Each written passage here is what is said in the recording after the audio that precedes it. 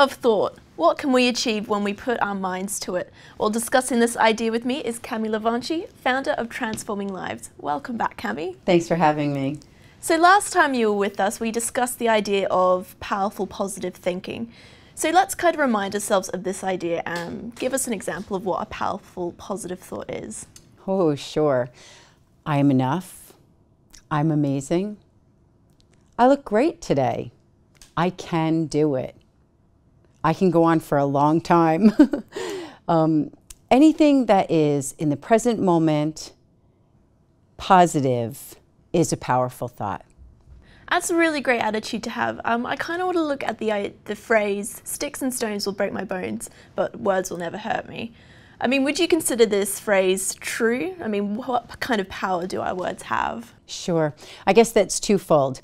If you have a person who has a strong self-esteem, strong confidence within themselves, and they're able to transmit a negative message directly into a positive message for themselves, then I would say, no, this is not going to have an impact on them. However, if you have somebody who has low self-esteem, who is not feeling very confident in themselves and has chronically heard messages that you're not good enough, you're stupid, move out of the way, this, that, and the other thing, then absolutely those words are really going to have an impact on them, because it's going to automatically bring that memory that's stored in them to the forefront, and it's going to validate it, not even almost, it is going to validate it for them, and it is going to be painful for them, and they will take that in a bad way. It's definitely not a great headspace to be, but is there a way of using our words and our language to almost reprogram our minds and start thinking positively? Oh, absolutely.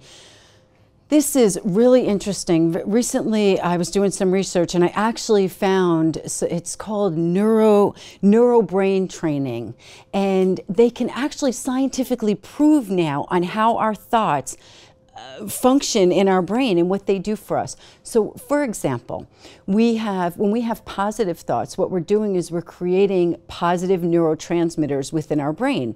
And as a result, we have positive emotions, we have positive effects. And when we're having negative thoughts, the same things are happening. So we're making negative neurotransmitters in our brain. And what I've learned is it's actually the reptilian part of our brain that stores everything, just like a hard drive on a computer. And it's that you want to upgrade. But in order for us to do it the way the brain functions, we need to counteract that reptilian brain, which means we need to override it. So if we want to reprogram our thoughts, we need consistency, repetition, consistency, repetition. And it's proven, though, we can not only reprogram our thoughts, we can actually reprogram our DNA. It has been scientifically proven now.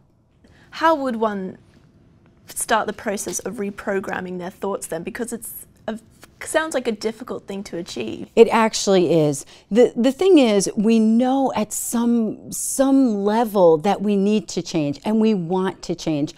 But we don't necessarily have the tools. We don't necessarily know how to do that. So the first step is becoming aware of those thought patterns.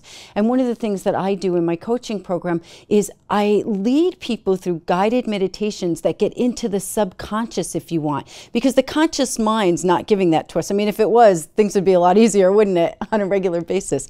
So we need to get into the subconscious mind, bring that to the forefront, and then once we have a platform and we know what it is that we're dealing with, that's where we can change the thoughts. That's where we can turn them around and make them more positive.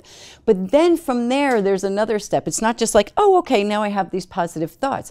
As I mentioned earlier, it's consistency and repetition. Let's face it, everything we've learned how to do, we learned by repetition. So now we take those thoughts, and again, we need a system in order to implement them. And I'll give you a few that I use. For example, we have smartphones and tablets these days. I have people just program into their phone what the thoughts are, and they come every hour as a reminder.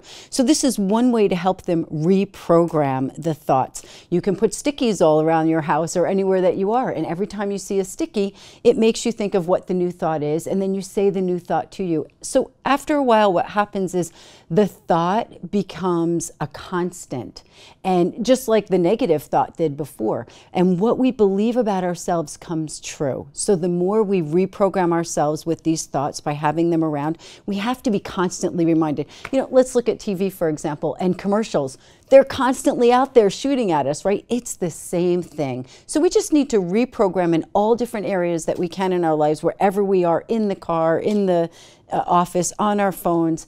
And this is how we create the change. This is how we do the reprogramming. It's fantastic how powerful words can be.